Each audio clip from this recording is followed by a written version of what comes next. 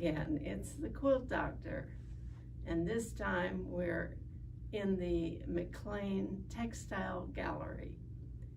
It's our second exhibition. We're very, very excited. We are already booked for the whole year, month per month, and we have beautiful and wonderful things here today, and the future. And we had one loose ends last grouping, and you've already seen that. So the Quilt Doctor, I'm on the web, not the web, YouTube, as the Quilt Doctor is in. So if you want to see us, then that's the place to go. Clara Sue is my buddy in crime or something like that.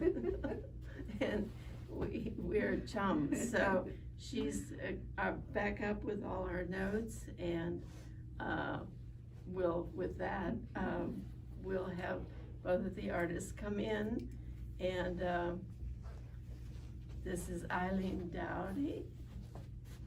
Have you got her in the, and Cindy Grisdela.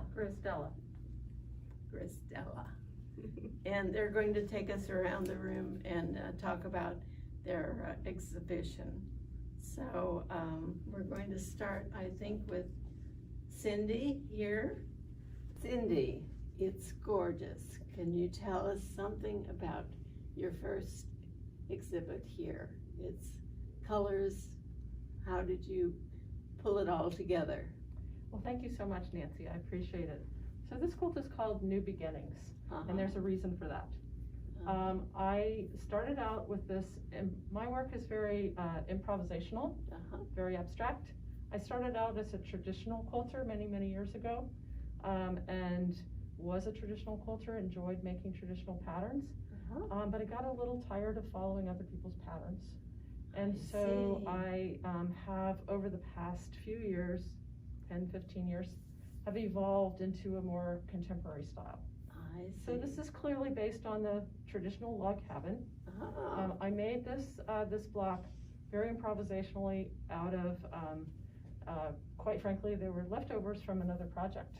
And I loved this bit here, but I had trouble trying to figure out how to put it all together into a composition, because with improvisational design, you don't have a pattern to follow.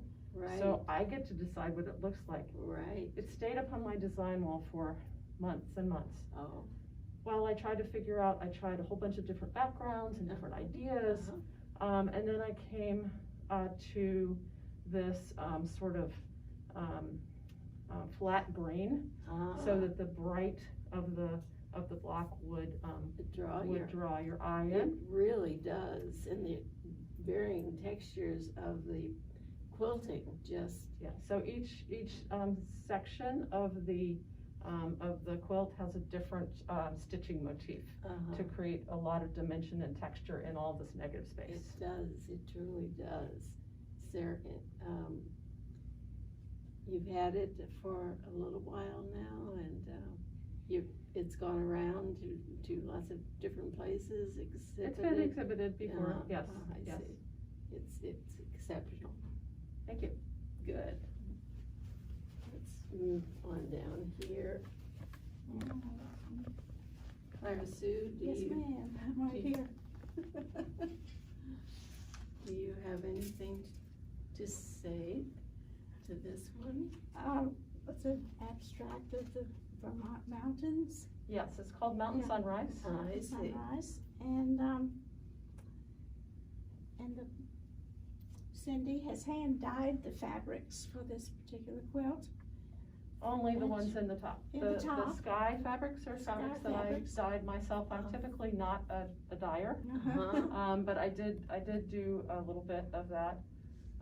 The rest of these are they are hand dyed fabrics from a company called Cherrywood Fabrics, which does a really beautiful job of this triple dyed sort of suede idea, which is really lovely.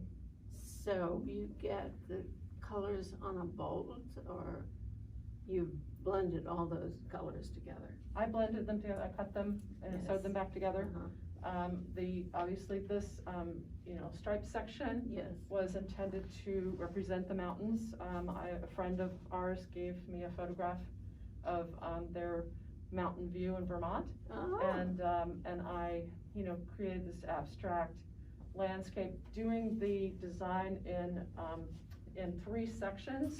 Uh-huh. This section is, obviously not in line with the others, in order to create sort of a dimension so that you're looking into the mountain landscape. And then each of these areas of green and sort of that brownish tan are the meadow in front. Uh-huh. And each one also has a different stitching motif stitched into it.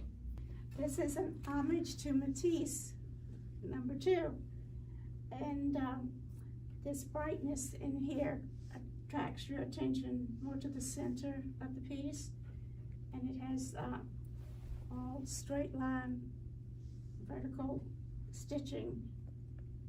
And maybe you'd want to give us some background on. Sure.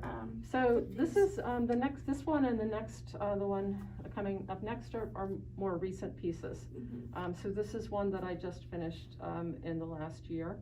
And I am starting to experiment with the idea of these large freehand cut curves and other sorts of shapes, and focusing primarily on the color, line, and shape of the design.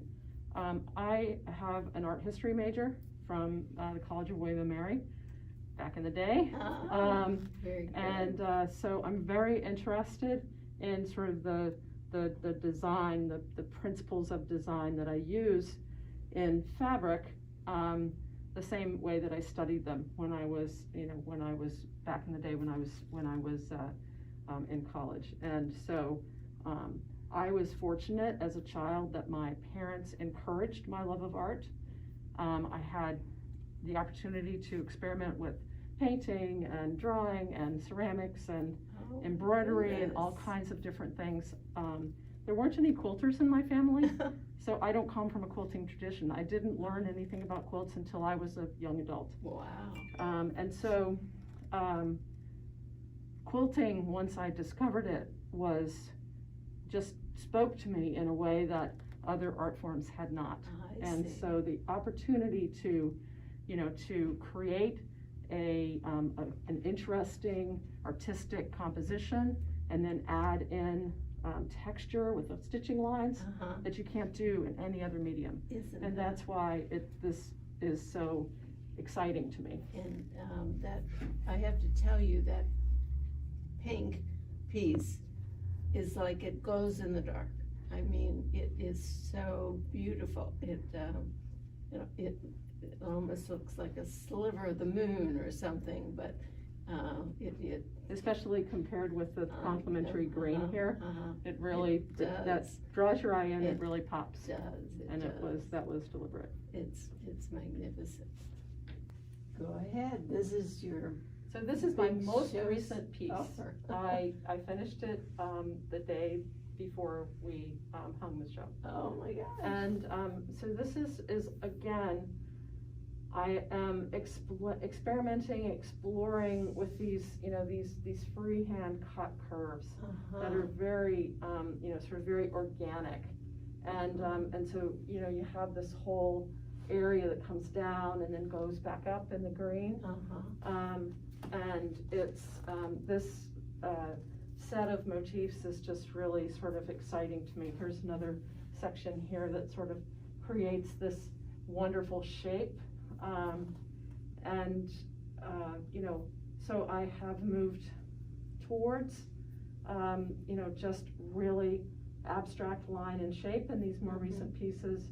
And I feel that the texture is still important, but it's more secondary. So I use these irregularly shaped, irregularly spaced lines to, it's amazing how the stitching, the texture that I add to the piece really pulls everything together. I see. So that once it looks, one way when you just have the top, but when you add that stitching, it just really, even if it's not as elaborate as some of the other stitching, it really just pulls everything together and emphasizes those shapes that I'm creating. Do you work on a design board first of all, and Yes.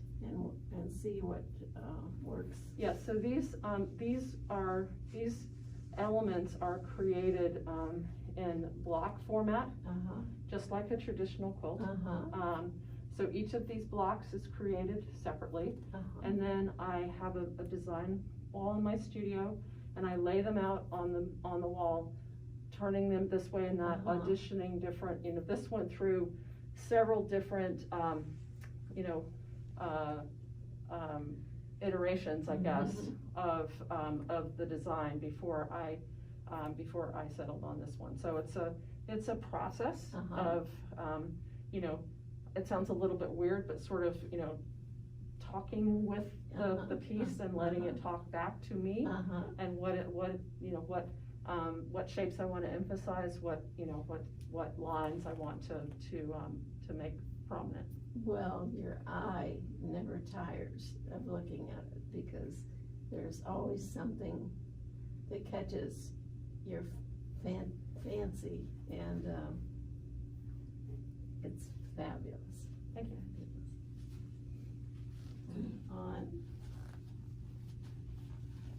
So this one is called Aztec Autumn, and the interesting thing about this quilt is that it was inspired by a picture of a pillow in a magazine. Oh.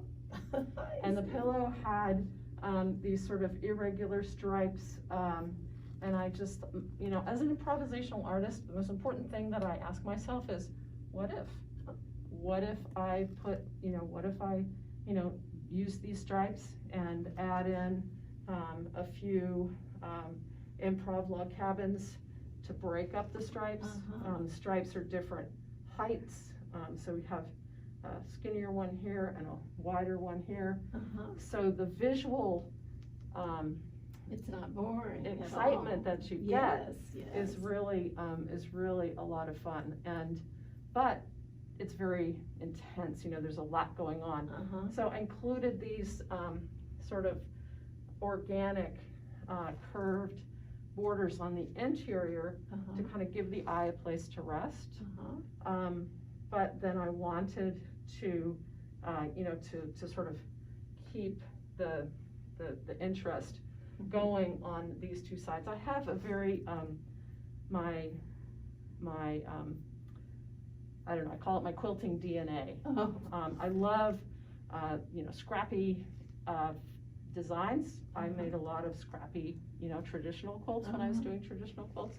I like asymmetry, so I have the borders on only two sides as opposed to all four sides. And it's fascinating to me how I have, all this excitement going on here and this sort of heaviness on this side, and it's balanced by this little tiny piece over here. That if this had been, just this corner going around without this, I don't think it would have been as successful. So those are the little, sort of design things that I think about while I'm creating my work. That I don't know, it's exciting to me. It might not be exciting to anybody else, but it's fanciful because you're looking, and it's like a little secret that, oh my gosh, yes, look at that. Yeah, and the other thing that's kind of fun about this that just sort of happened was when I create these stripes, they are not even, and when I laid them out, I thought, you know what, how fun would that be if I just, kept that curve going on that side instead of, cutting it off square.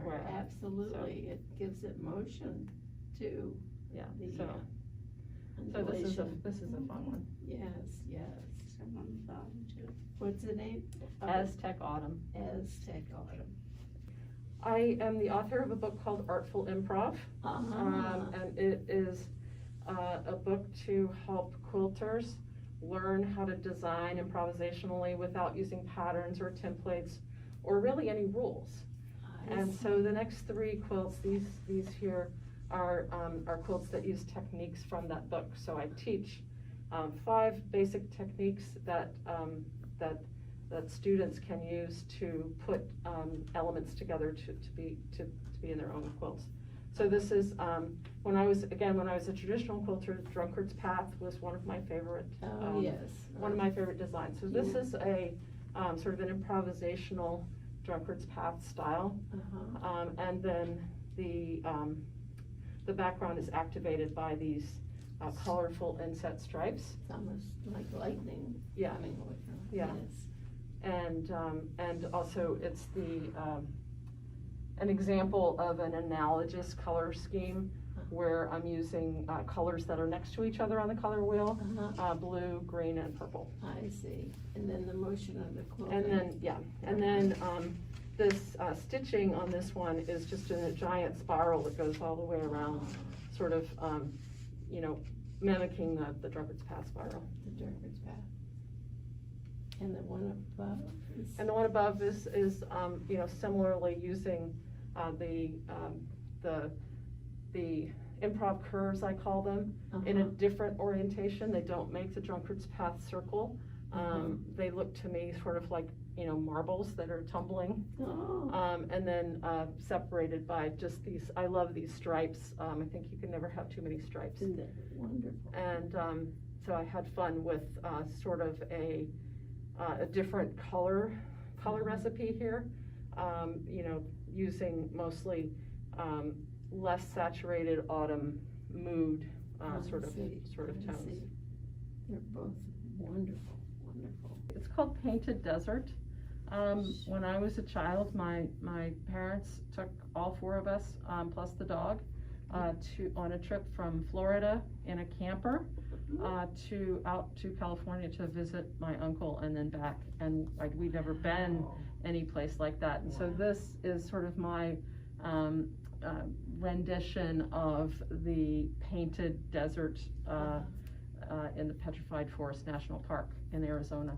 And so I used, again, just these sort of abstract curves to sort of create the undulations, and lots of different quilting motifs. I love doing these curves with different quilting motifs. And this was also made for the book, and it is an example of, again, that idea of asymmetrical balance. So this large piece is balanced by this, this sort of smaller line of it's really sort of a base here. Wonderful. I mentioned that my parents took me and my siblings as children to visit the national parks out west. My husband and I have continued that tradition, and we have been on a family quest for the last 25 years to take our children to all of the national parks. Wow. And we've been to, they keep adding more, there's now 61, and we've all been to about 55 of them. This quilt is memorializing a trip that we took to Wrangell St. Elias National Park in Alaska, where Wrangell St. Elias is, I think, the size of a relatively small state in itself. There's only 60 miles of roads there. And so you get around in these floatplanes. Did you? And we did. Oh. Yes. And so this is from a photograph that I took in the park where we landed on a sandbar and there's magnificent mountains, and this one is a rare use of patterned batik fabrics in my work. Yes. Because I wanted to really give a sense of the color and what was going on. I stopped using patterned fabrics in my work a number of years ago because the stitching doesn't show as well.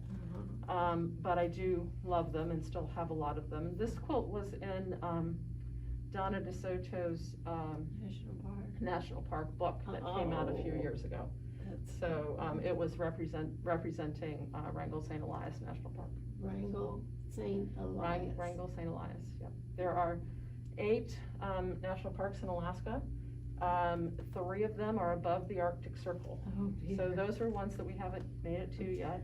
Our children are now adults, and so we, hope that we'll be able to get there. But even if not, it's been an enormous fun. So Really? Was the airplane really red? it was, yes. Was. It was. It was, yes. Really?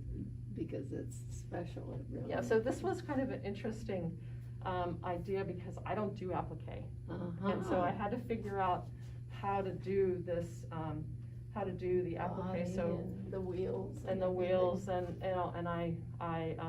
so I blew up my photograph and simplified it, and then just the applique is fused on. How cute! How wonderful! It's spectacular. Yeah. So with this one, it's called Through the Window. We come full circle from the one that we started with, New Beginnings. So this is I've done a series of these quilts that are basically an improvisational block set asymmetrically on a background of negative space. And the negative space in this case is broken up by stripes.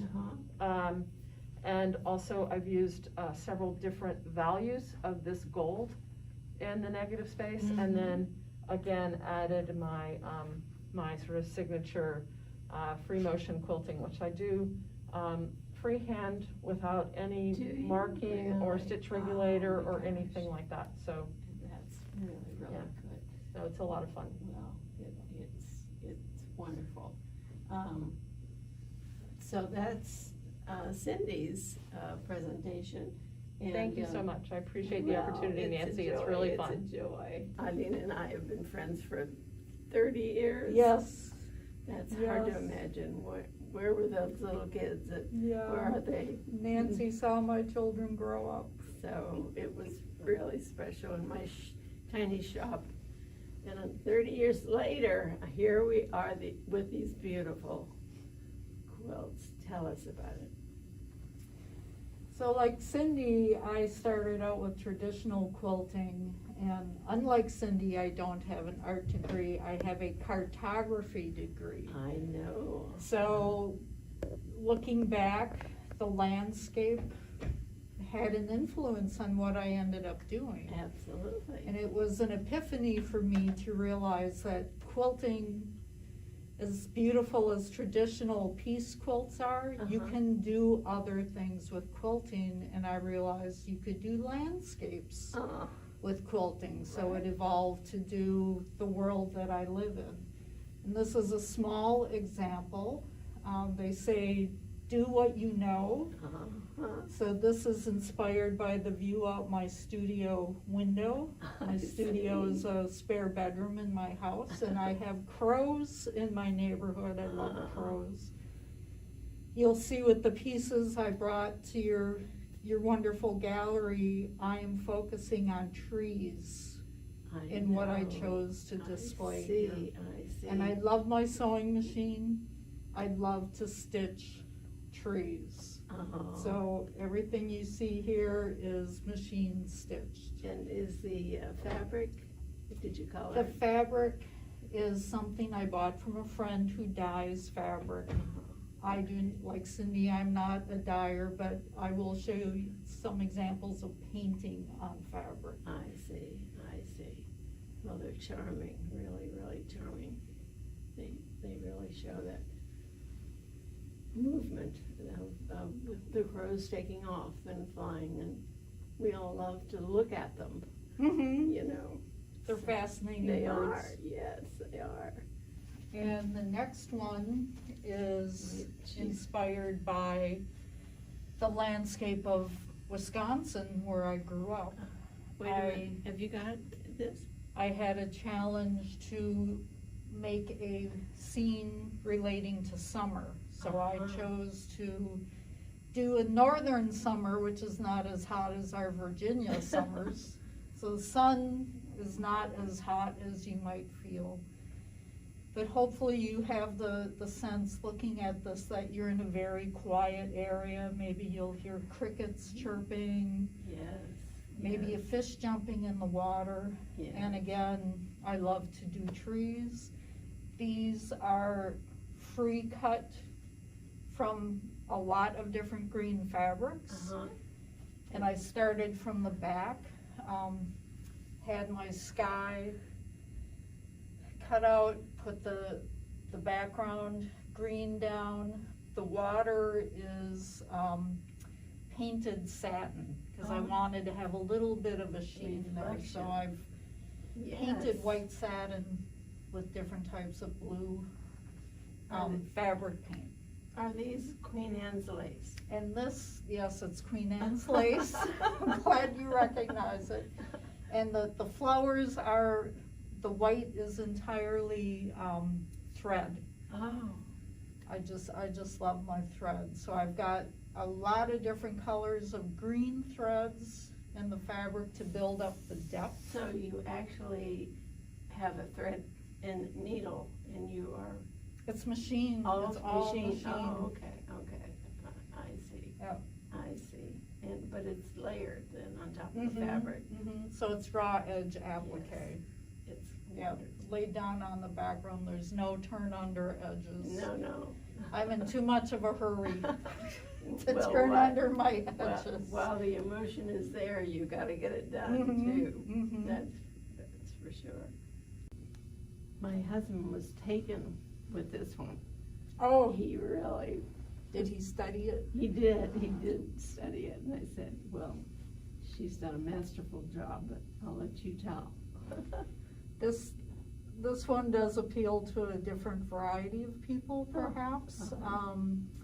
It was shown once in a supervisor's office, and she said, I have to get the engineers to come look at this. It's called Rhapsody Watershed, and it is my neighborhood. So what you are seeing is outlines of houses Where's your house? with their driveways. I live here, Uh-huh. so I'm lucky to have a wonderful park Behind me you. here, and also a wonderful, wonderful park here, Oh, which wow. you'll see referenced in a couple other pieces. Uh-huh. And this is about how precious water is. So water is gold. Water is gold in this quilt. There's a pond here. There's a stream that runs through this neighborhood. Woods, and also a little stream that's dry most of the time. It's intermittent, but there's a stream we watch back there also. So this is about what's called impermeable surfaces. Impermeable meaning it's hard, water does not go through it. So when it rains or precipitates, water collects on rooftops, collects on sidewalks and roads, and essentially just goes down the storm drain and it's gone. It does no good to the environment. So this is calling out, by having this essentially empty, those impermeable surfaces, that it's just gone. And if you would look very closely, I don't know if it will show up on the video, but I have one of my rare times of hand stitching. Oh, okay. I have taken a single gold thread and hand stitched it going in a spiral around the roof, down the driveway, and it's joined by the other houses, and it goes down the storm drain. So you would see gold spiraling and running through the gutters, and it's The gone. water is gone. Wow, that certainly makes a statement now that we can learn by. So I'm hoping people, if they're not aware of the problem, Yes. they'll think about it, and that's why rain gardens are becoming more popular. There are ways to use other materials than cement or asphalt in sidewalks and driveways that's porous, that lets the rain soak through. There's rain barrels, a lot of different things you can do to help mitigate this. large commercial buildings do green roofs now. Oh, So that's the purpose for green roofs, to I capture see. that water. I see. That's good to know. Does the pond overflow? The pond, I have never seen overflow. Uh-huh. Yep. This stream though is in terrible condition. The erosion on the banks is really, really bad. Oh dear. Yeah. And it's fresh water. And people, there are houses continuing up the street up here, and they're actually getting concerned about their backyards because this is not flat. This is a very steep hill I that comes see. down I see. here, and they're actually worried about losing their backyards maybe in the next couple of decades. Can you get them to talk about, in group form, about reconstituting the banks of the stream or anything? Well, all water comes from somewhere else. So the real problem is in this direction. And not to give you a major lecture here on erosion, but like high school parking lots, the commercial areas, and that's why I call this a watershed. It is I Rhapsody see. Watershed. Uh-huh. It's an entire problem. I see. We can all contribute to the solution, but you have to look upstream to see where that flash of water is Where? coming from during a storm. Something to be think aware of. about. My Yeah. gosh, in artistic form. Tell us about this beauty, and I see a mate sort of to it. It has a maybe unusual way to do borders, for one thing. Explaining the way this came about, my father-in-law was a very eclectic reader as a lawyer, and he gave me a book about, knowing that I love trees, he gave me a book about the microscopic study of trees. So it was filled with black and white pictures that were taken through a microscope Oh, of cross sections of trees. I love So it. who knew different species have different shapes of tree? The cells have different shapes. Oh my gosh. Depending on if it's cut straight across or at various angles, there will be different shapes. You pick up the tree rings in different ways, the growth patterns. So I was just fascinated by this. It was a great present that he gave me. Yes. And I ended up doing a series of 7 quilts inspired by different species that I looked at the pictures and I thought, that is just fascinating. It is. So It you is. see those pictures in my quilting. Each one of these circles that are machine quilted in various colors of thread are the cells. And I wanted to do the whole of the tree. Excuse me. So starting with the how-to of how I put this together, I started with a white piece of fabric, cotton fabric. I took fabric pastels, which are basically like crayons, and I drew in with the pastels, a couple different colors of pastels, the branching pattern of that type of tree. This is a black locust. With paint, I painted on an indication of the leaves and the fruits or nuts of the tree. So that's the greens and golds and kind of brownish colors you see. Then I took, so that is this much. Then I laid that on a larger piece of batting, cotton batting, did the machine quilting, and finished it by painting with acrylic paint because I wanted it to be stiff, an indication of the bark.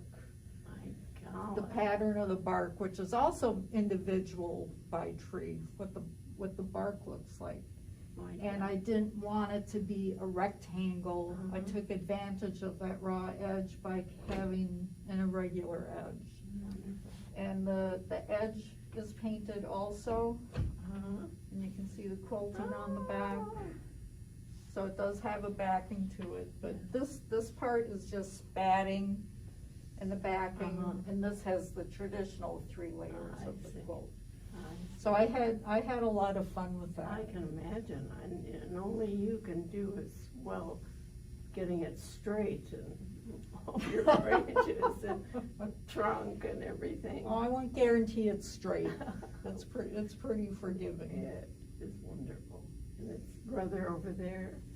And I have another one here that is a red alder done in the same technique. So comparing the two, you can see the tree cell patterns Uh-huh. are different. You can get some indication of growth rings, the Uh-huh. different types of cells that are in the wood.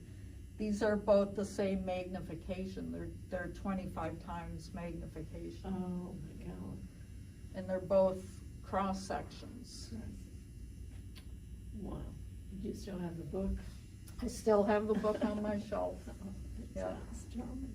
Maybe someday I'll add a couple more to the series. Yeah. And of course, the piece de resistance is here. My This is golly. probably my best known quilt. And this is called Root Domain. And Where this has is it one, been, first of all?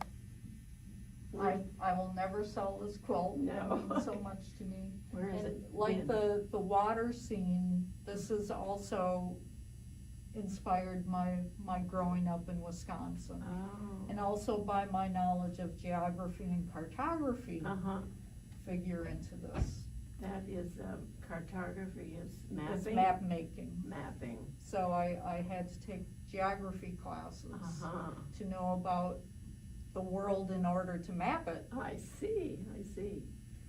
Now, this was inspired by a call for entry that was going to be outside in a park, Oh. hung outside.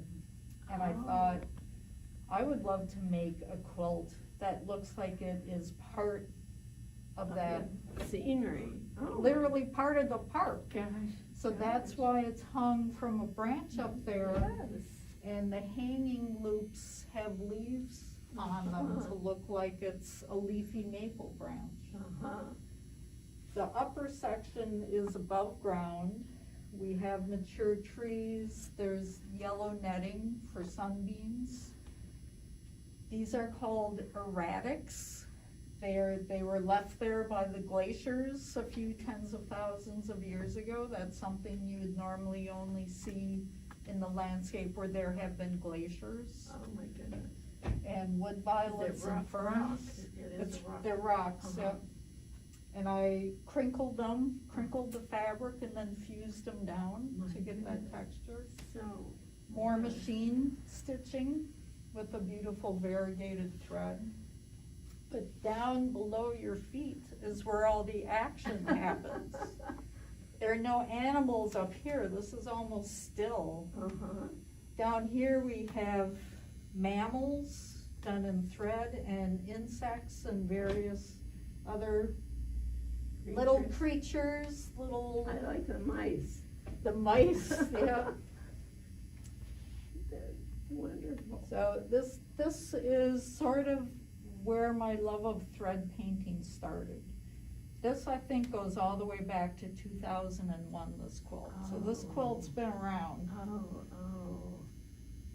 Well, And it was at this point I really started to realize how much I love to sew with thread, free motion stitching Uh-huh. with thread.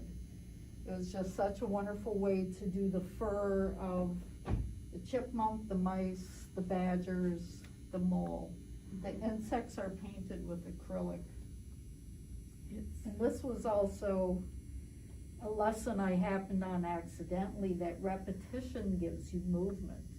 If you had just one mouse, it would look like it's yes, standing. yes. But when you get three, it looks like they're running somewhere. And as we get lower and lower down, it gets darker and more mysterious. So at the time I was Colors. designing this, Beautiful. I was reading one of those strange books that only a cartographer or geographer would read, essays about the geography of Wisconsin. Mhm. One of them was written by a soil scientist named Francis Hole. Oh, my goodness. Cole, great name Yes. for a soil scientist. Really? And one of the things he wrote in this essay was people should really just walk in the woods and think about what's happening under your feet. If you see a tree that has fallen and the roots are exposed, go look at that and look what's going on in the dirt. That's like a window down there when those trees fall. Oh my gosh. And he had the most poetic way of saying this. He said it is the root domain of lively darkness and silence. Oh. So that is where I got the title Root Domain. Oh, I mean, it is truly magnificent. Just gorgeous. You should be so tickled with it. It is. So it's been in many shows. Yeah. It's been in a few books. And to my great luck, a Hollywood set designer saw it in a book and ended up renting it for me. It was in a Hollywood movie a few years ago. That's what I was going for. I realized that is so fantastic. Where do you have it? Where is hanging in your house? It usually hangs in the stairway, so I see it coming and going. You love it. You love it. Keeping light off of it and et cetera. Yep, no direct sunlight. And it's held up very well. It's not faded at all in all those years. And the black is unknown. The black is however you care to interpret it. I can't go any further without asking you about your leaf necklace. Oh. And you wove. Yeah, The trees and leaves even go to the necklaces I make. So these are thread leaves that I make. Beautiful. And I recently learned how to knit wire. So I'm one of those people that love shiny objects. I love shiny things. So it all comes together. Yeah, oh, it's really, really beautiful. Very, very gorgeous. So more trees. More trees. Tell us about this. This is called sundogs, and I'm surprised not many people know that term actually, sundogs. So a sundog, if you're looking at the sky and the sun is in a certain position coming lower down and there are wispy clouds, you might catch like little bright almost rainbows to either side of it. 22 degrees I think is the measurement, so you know, like maybe this far from the sun to either side. It's like parentheses. always 22 degrees? Yes. Yeah, it's one of those mathematical things with ice crystals in the sky. Goodness, determine my this. goodness. Again, And- the majesty of the earth and globe. And So they are related to rainbows. I see. So I had a wonderful dog that we miss still. His name was Gold Dust, and he was a retired racing greyhound, the sweetest dog. I remember So you. I decided to make a quilt about my beloved Gold Dust and put him up in the sundogs. Yes. So you can maybe make out there are two greyhounds running on either I side have to look closely. in those sundogs. This is something called an Angelina fiber, which is sort of a like shredded mylar, and you can iron it in a Teflon paper so it doesn't stick to your iron and make it into a sheet. And it comes in colors. So I have a little blend of gold and red here, and denser of it for the dog and the center of the sun. And I have pieced the sky and overlaid a sheer white fabric and machine stitched all over that and stitched the treetops. So you know you're kind of looking up but not very high. Beautiful, beautiful. I remember that dog. You remember that He dog? was gorgeous. He was a pretty big guy. Yeah. And on to this is On to 40 stories. my favorite. It had to have an explanation. because at first I was thinking of just lots of black lines, and I didn't even look at it hard enough to see the windows, and of course then you explained it, so to do it again. Well, it's interesting that you picked out the lines, because it was the geometry that really interested me about this. I see. And this is not my neighborhood, this is from a photograph taken in Chicago of the side of a building, I assume an apartment building. So I got permission from the photographer to reproduce it in fabric, because I knew I would be showing it, and I wanted to make sure he held the copyright, so I needed permission from him. Yes. The original was just the windows. Oh. So I figured out actually how to paper piece this Mm-hmm. in strips with a little bit of applique where these overlaps are. And the trees here are just suggestions, reflections in the windows. Sky up here with some yellowy clouds, and the trees are reflected in the windows down here. So I had that done, and I thought, well, it looked great as a photograph, but I don't feel like it's finished yet as a quilt. So I decided to put the windows in another window. Mm-hmm. So clever. And I had that, and I thought, it's just like, I don't get the depth or something's still not right, so I decided to put something on the windowsill. Absolutely. So we have a glass vase and a dimensional rose, freely cut leaves with machine stitching. And I credit my husband, Jonathan, for coming up with this idea to echo this rose here with the rose over there. Isn't that smart? In its own little vase over there, so we can have a conversation. He's helpful in He's helpful ways. for me. Yes. Yeah. I find it very difficult to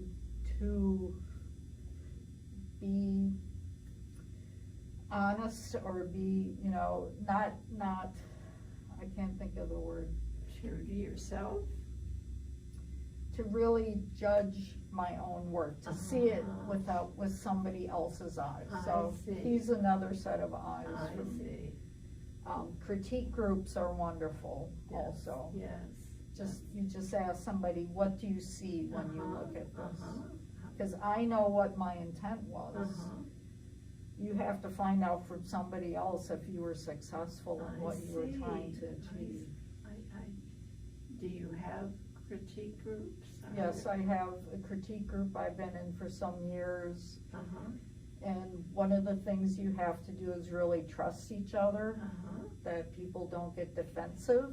And have feelings hurt or something like that. You need to be constructive. Yeah, but it's really very helpful. Very good, very good. Well, tell us about your baby tree and your big tree, and is it a beech? This is, I believe, a little beech, a beech sapling. So this is called broken beech. I see. What was will be. Oh. And this is a true story. Okay. That happened in my own neighborhood. I often take walks in those woods I showed you in that Rhapsody quilt down that path along the stream, and I saw this sapling next to the path. Oh. And beeches in my part of the county are unusual. I see them a lot closer to larger bodies of water, different types of soils, but in my neighborhood they're very rare, so this really caught my eye. I see. And through the years I would pull vines off of it just to make sure it would grow nicely. Yes. So one day after a storm I came walking through and I saw the top half of a mature poplar had fallen right next to it, scraping off all the branches on one side of it. breaking branches. This had been struck by lightning. Uh-huh. So this poplar, it's like maybe, I would guess 75 feet tall. True. They're very, very large trees. Yes. And the whole top half of it just went boom next to it. And I felt like, of all the trees, are the gods telling me something that they're trying to destroy this tree that I love?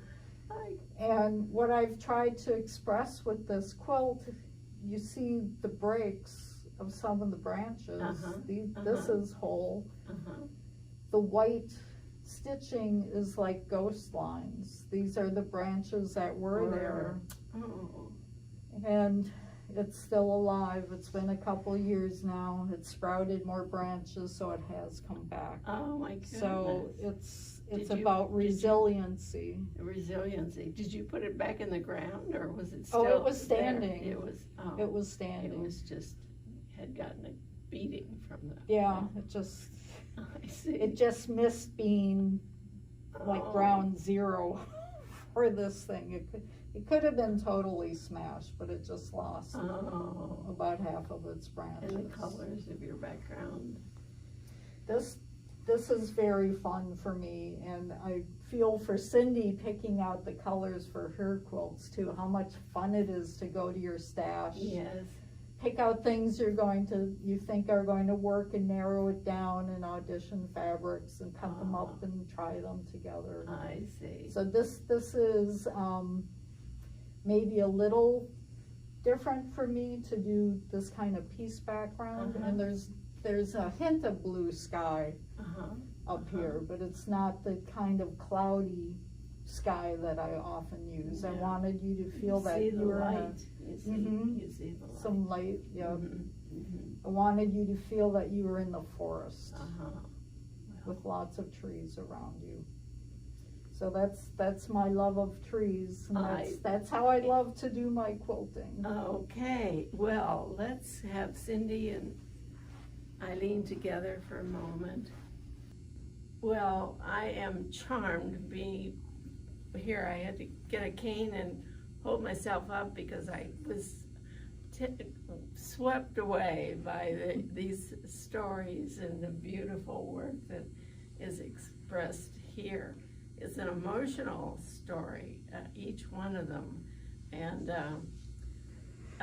I come to this late as far as the art quilts go, and I have to think in terms of it being expressionary.